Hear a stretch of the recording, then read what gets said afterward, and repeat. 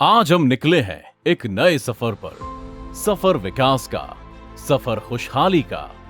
आज की हमारी लोकेशन है सियोड़ा विधानसभा। मध्य प्रदेश के दतिया जिले में बसी सियोड़ा विधानसभा प्रदेश भर में अपनी अलग पहचान रखती है तथा यहाँ के प्राकृतिक तथा धार्मिक महत्व से पूरा राष्ट्र परिचित है।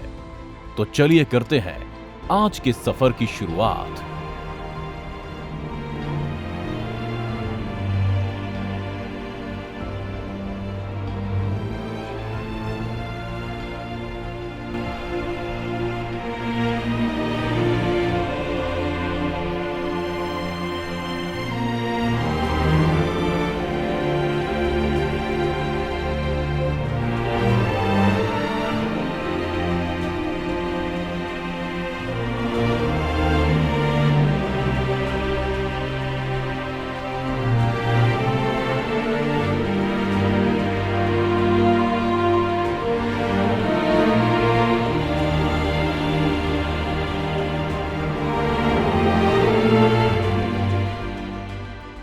तो हम प्रवेश कर चुके हैं सियोड़ा विधानसभा क्षेत्र के नगर इंदरगढ़ में। अभी हम खड़े हैं इंदरगढ़ की तालमील रोड पर। महानगरों की सड़कों जैसी दिखने वाली ये सुसज्जित सड़क सियोड़ा विधानसभा के एक कस्बे इंदरगढ़ की है। आधुनिक तरीके से निर्माण की गई ये सुसज्जित सड़क आज से सालों पहले यहाँ के उस समय के विधायक श्री प्रदीप अग्रवाल जी के कार्यकाल में बनी थी। 2013 में जब श्री अग्रवाल विधायक बने थे तब 70 से अधिक पहुंच मार्ग विहीन थे। स्टेट हाईवे से लेकर बड़ी सड़कें सियोड़ा, नदी गांव, भगुआपुरा आलमपुर, इंदरगढ़ लांच गोरा घाट, इंदरगढ़ कामाद रोड आदि दलदल का स्वरूप लिए थी। श्री अग्रवाल के कार्यकाल में ग्रामीण क्षेत्र में 830 सड़कें तथा 5 बड़ी सड़क परियोजनाओं के साथ 400 करोड़ के 90% मार्ग तैयार हुए। हम आपके इंदरगढ़ से आपके गांव से गुजर रहे थे तो हमें सड़कों की हालत काफी अच्छी दिखाई दे रही है। तो ये आपको कैसी लगती है ये सड़कें? आपका क्या बढ़िया, बहुत सुंदर, बढ़िया। हाँ, बढ़िया। तो ऐसा लगता है जैसे ग्वालियर बन रहा हो। हाँ, ग्वालियर। तो किसके कार्यकाल में ये सड़कें बनी? कौन विधायक था तब? जब विधायक थे प्रदीप अग्रवाल। अच्छा, प्रदीप अग्रवाल थे। तो आप खुश हैं? आप सब लोग? हाँ, खुश हैं। तो अभी हम निकल चुके हैं तालमील रोड से और कुछ ही दूरी पर हमें दिखी एक कृषि मंडी। ये सुव्यवस्थित तथा विशाल कृषि मंडी इंदरगढ़ में स्थित है। आज सैकड़ों की तादाद में किसान तथा स्थानीय व्यापारी प्रतिदिन इस मंडी का लाभ उठा रहे हैं। ये मंडी उस समय के विधायक श्री प्रदीप अग्रवाल जी के कार्यकाल में बनी थी। जब इंदरगढ़ में कृषि मंडी नहीं थी तो आसपास के किसानों को अपनी फसल बेचने के लिए दूसरे शहरों में कठिनाइयों का सामना करने जाना पड़ता था। आज इंदरगढ़ में मंडी बनने से आसपास के सभी किसानों की चेहरे की मुस्कुराहट श्री अग्रवाल जी के परिश्रम का फल बनकर सबके सामने खड़ी हुई है। कृषि उपज मंडी बनी है, उससे कुछ आपको फायदा है क्या? हाँ, फायदा है। बाहर नहीं जाना पड़ता है, यहीं पे बेची जाती है हमारी। आपको बाहर जाना पड़ता था? पहले बाहर डबरा जाना पड़ता था। समस्या होती होगी? हाँ, समस्या होती है। आप लोकल में ही हो? हाँ, लोकल में। तो किसान सब संतुष्ट है, खुश है? संतुष्ट है। तो आपको मालूम है ये किसके कार्यकाल में बनी थी? प्रदीप अग्रवाल के। अच्छा भैया, धन्यवाद। साथ ही स्थानीय व्यापार में भी मंडी बनने से खास वृद्धि हुई है। इसके साथ ही स्थानीय लोगों को रोजगार भी प्राप्त हो रहा है।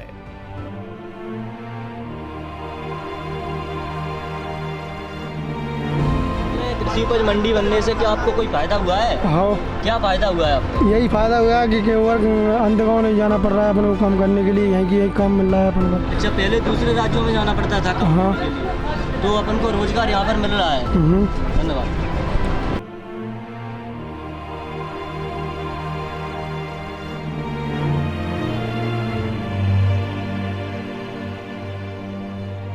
में जो कृषि उपज मंडी बनी है, जो कुछ साल पहले बनी थी प्रदीप अग्रवाल जी के कार्यकाल में, तो क्या आप उससे खुश हैं? बिल्कुल, पूरी तरह से खुश हूँ। तो आपको क्या क्या फायदे हुए इस कृषि उपज मंडी में? यहाँ बहुत सारे फायदे हुए हैं। कृषि उपज मंडी से डबरा जाना पड़ता था तो आपका समय की बचत होती है, वहाँ आने जाने की परेशानी खत्म हो गई, किराया भाड़ा खर्चा ज़्यादा होता है। तो आप किसान हैं, व्यापारी हैं, कौन है?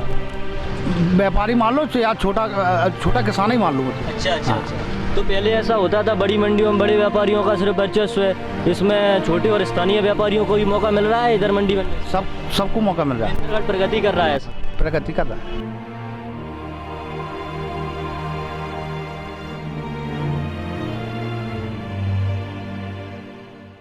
और इसी मंडी के सामने बनी हुई है इंदरगढ़ उप तहसील। इंदरगढ़ तथा आसपास के निवासियों के लिए ये अब तहसील वरदान की तरह बनी हुई है। सरकारी कामकाज का नाम सुनते ही हमारे जहन में समय की बर्बादी का ख्याल आता है, और फिर अगर तहसील के कार्यों के लिए काफी दूर जाना पड़े तो समस्या दोगुनी हो जाती है। इसी समस्या को देखते हुए श्री अग्रवाल ने अपने कार्यकाल में इंदरगढ़ में उप तहसील भवन का निर्माण कराया। समस्या नहीं आती। समस्या क्या समस्या होती? सियाड़ा जाना पड़ता तो।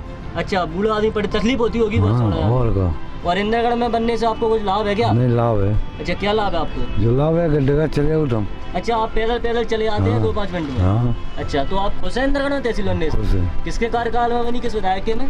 प्रदीप अग्रवाल। प्रदीप अग्रवाल की। धन्यवाद। अब हम निकल चुके हैं आगे का रुख करने, और चलते चलते हमें दिखा कुठौंदा का ये कॉलेज। ये भव्य इमारत इंदरगढ़ के पास ही के ग्राम कुठौंदा में बनी हुई है। ये कॉलेज आधुनिक सुविधाओं से युक्त है, जिसमें आज हजारों स्थानीय तथा आसपास के ग्रामीण विद्यार्थी अपने भविष्य का निर्माण कर रहे हैं। पहले विद्यार्थियों को ग्राम में कॉलेज के अभाव में दूसरे शहरों में जाना पड़ता था, तथा कई छात्राओं को इसी अभाव में अपनी पढ़ाई बंद करनी पड़ती थी। लेकिन श्री अग्रवाल जी के कार्यकाल में बनी यह भव्य इमारत आज हजारों छात्र और छात्राओं का भविष्य निर्माण में सहयोग कर रही है।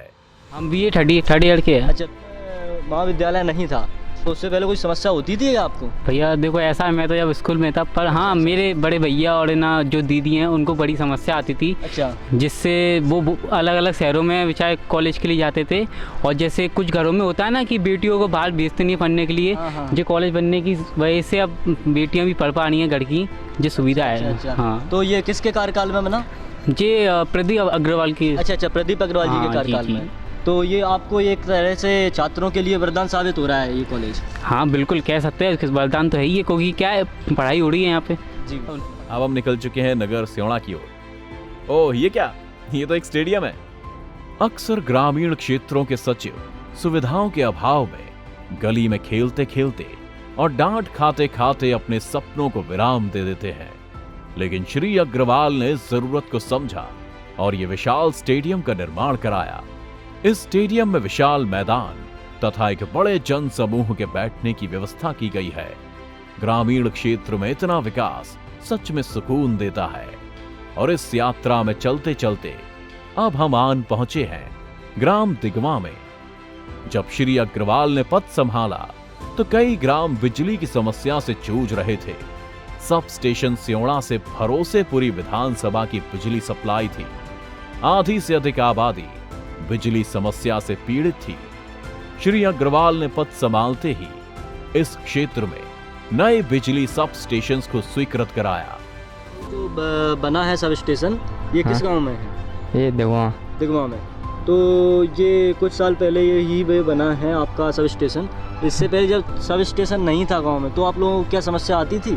हाँ, क्या समस्या आती थी आपको? डिम लाइट आती थी और मच्छर काटते थे। अच्छा, बीमारियां फैलती थी। खेती में समस्या आती थी। हाँ, तो फसल नष्ट हो जाती होगी, सूख जाती होगी। हाँ। अच्छा, तो अभी जब से ये सब स्टेशन बना है बिजली का, तब से आप लोगों को लाभ हो रहा है इससे कुछ? हाँ, लाभ हो रहा है। अच्छा, तो एक तरह से आपके लिए वरदान साबित हो रहा है फसल के लिए। जिसमें ये दिगवा का सब स्टेशन भी शामिल है।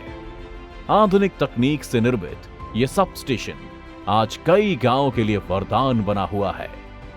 ये सब स्टेशन है बिजली, तो इससे कितनी ग्राम पंचायतों को लगभग इससे फायदा होता है? 5 ग्राम पंचायतों को डायरेक्ट होता है। हाँ। कौन सी? चीना, दिगवा, रायपुरा और बोबई। अच्छा, तो एक तरह से मुझे सुनने में आया ग्रामीणों के माध्यम से कि जब से ये सब स्टेशन बना है, एक तरह से बिजली के क्षेत्र में आप लोगों के लिए वरदान साबित हो रहा है। क्या ये बात सच है? सच है। इस यात्रा में आगे बढ़ते हुए अब हम आप पहुंचे हैं स्योड़ा। जी हाँ, स्योड़ा अपने प्राकृतिक और धार्मिक महत्व के लिए जाना जाने वाला ये शहर पूरे प्रदेश ही नहीं बल्कि राष्ट्र के दिल में अपना विशेष स्थान बनाए हुए है। हमें चिंता है कि कहीं हम ट्रैफिक में ना फंस जाएं। अरे वाह, ये तो बाईपास है। ये बाईपास बनने से पहले शहर में ट्रैफिक समस्या एक बड़ी परेशानी थी, लेकिन श्री अग्रवाल ने कार्यकाल में आते ही शहर में बाईपास का निर्माण कराया, जिससे अब हम बिना किसी परेशानी के ट्रैवल कर सकते हैं। शहर के पीछे ये आधुनिक दिखती हुई सड़क शहर का बाईपास है। श्री प्रदीप अग्रवाल के कार्यकाल में बना ये बाईपास शहर की यातायात व्यवस्था के लिए आज वरदान साबित हो रहा है। और इस बाईपास रोड पर हमें दिखा सियोड़ा का नया अस्पताल। यह आधुनिक तकनीक युक्त विशाल अस्पताल शहर को श्री अग्रवाल के कार्यकाल की देन है। आज विधानसभा के सैकड़ों गांव इस अस्पताल का लाभ उठा रहे हैं। यह अस्पताल पूर्णतः आधुनिक तकनीक युक्त है। यहां से चिकित्सा लाभ लेते हुए नागरिक सच में श्री अग्रवाल को दिल से दुआएं देते होंगे। सुषपाल सिंह जाटव। किस गांव से हैं आप? ग्राम गिरवासा। ग्राम गिरवासा से। सर, तो आप इस वक्त अस्पताल में हैं, तो अस्पताल में आप किस कार्य से आए हैं? मेरी बहू की डिलीवरी है। अच्छा, डिलीवरी कराने आए। तो जैसे कि अस्पताल नहीं बनाता, ये अस्पताल में आपको सारी सुविधाएं मिल रही हैं अभी? हाँ, अभी तो मिल रही हैं फैसिलिटीज़। तो उससे पहले जब नहीं मिला था तो आपको समस्याओं का सामना करना पड़ता था क्या? उधर आधुनिक सुविधा नहीं थी? हाँ। अच्छा। तो ये अस्पताल बनने के बाद आप खुश हैं इस विकास कार्य से? हाँ, अभी खुश है। और आप सबके लिए ये एक तरह से वरदान ही साबित हो रहा है? हाँ, खुश है। अच्छा, धन्यवाद सर। आज पूरी विधानसभा के लिए यह अस्पताल वरदान बना हुआ है और इसी क्रम में चलते हुए सांझ हो गई तथा पूरी विधानसभा की यात्रा करने का आज का सपना लगता है सपना ही रह जाएगा। लेकिन नहीं, हम अब जाएंगे इस विधानसभा के आखिरी गांव डिरौली पार। आपके सामने जो हायर सेकेंडरी विद्यालय दिख रहा है वह ग्राम डिरौली पार में स्थित है। सरकारी विद्यालयों का नाम सुनते ही दिमाग में कैसी इमेज बनती है उससे हम भली भांति परिचित हैं, लेकिन आज हम आपकी वह छवि मिटाएंगे। श्री अग्रवाल के कार्यकाल में स्वीकृत ये विद्यालय पूर्णतः आधुनिक सुविधाओं पर बेस्ड है।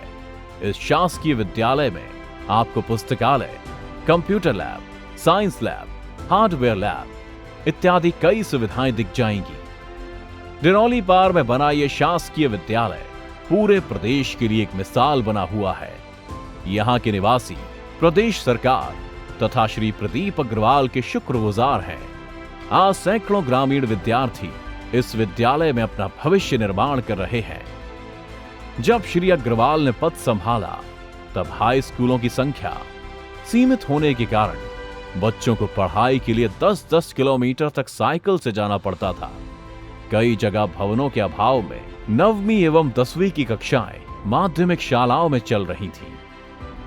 मेरा नाम शिवराज सिंह है। किस विद्यालय में पढ़ते हैं? मैं शासकीय उच्चतर माध्यमिक विद्यालय डिरौली पार में पढ़ता हूँ। अच्छा, जिस विद्यालय का अभी हम विजिट कर रहे हैं उसी विद्यालय? हाँ। तो आप कौन सी कक्षा में पढ़ते हैं? मैं 10th कक्षा में पढ़ता हूँ। अच्छा, तो आपको सारी फैसिलिटीज मिल रही है इस विद्यालय में? हाँ, यहाँ पर सब फैसिलिटीज मिल रही है। आमतौर पर देखा जाता है कि सरकारी विद्यालयों का नाम सुनते ही हमारे जहन में विचार आते हैं कि टूटी सी बिल्डिंग होगी, टेबल पर सोता हुआ मास्टर होगा, इस तरह के ख्याल आते हैं। लेकिन इस विद्यालय में देखने के बाद सारी हमारे जो माइंड में थी रूपरेखा वही बदल गई। तो आप क्या कहना चाहेंगे? इस तरह की सुविधाएं जो शहरों में मिलती थी यहाँ पर मिल रही है, तो आप लोग किस तरह देखते हैं इस चीज़? मैं यहाँ देखता हूँ कि जो शहरों में सभी सुविधाएं हैं वो हमारे गांव में भी उपलब्ध है। और यहाँ पर शहरों की अपेक्षा सर जी भी बहुत अच्छा पढ़ाते हैं और यहाँ पर अच्छी शिक्षा मिल रही है। और जैसा कि हम जानते हैं कि कुछ सालों पहले ही ये स्कूल का शुभारंभ हुआ है। उससे पहले इस गाँव में सिर्फ मिडिल स्कूल था, है ना? तो अभी ये हायर सेकेंडरी स्कूल बनने के बाद किस तरह की चीज़ें बदली हैं और क्या क्या समस्या आती थी लोगों को हायर सेकेंडरी स्कूल बनने के पहले? ये तो मुझे नहीं पता क्योंकि मैं उस समय प्राइमरी में था। तो हमारे बड़े भाई बहन हैं, उन्हें पता होगा। वैसे खैर मैंने देखा है तो कई मेरे बड़े भाई बहन बाहर पढ़ने जाते थे और लड़कियों को भी स्कूल नहीं भेजते थे क्योंकि बाहर जाना पड़ता था। तो यहाँ पर अब स्कूल बन जाने से सभी लड़के लड़कियाँ यहाँ पर पढ़ने आते हैं नियमित रूप से। श्री अग्रवाल ने पद संभालते ही 10 से अधिक नए हाई स्कूल एवं 5 हायर सेकेंडरी स्कूल के साथ कुल 23 भवनों की स्वीकृति करवाई। अगर हम आपको श्री अग्रवाल के कार्यकाल में हुए विकास कार्यों की पूर्ण सूची बनवाएं तो शायद आज की रात भी कम पड़ जाए। इसलिए आज के लिए इतना ही। अपना वोट बातें वादों को नहीं बल्कि उसको दें जिसका काम बोलता है। 17 नवंबर को कमल के फूल वाला बटन दबाकर श्री प्रदीप अग्रवाल को सियोड़ा विधानसभा से भारी मतों से विजयी बनाएं। धन्यवाद।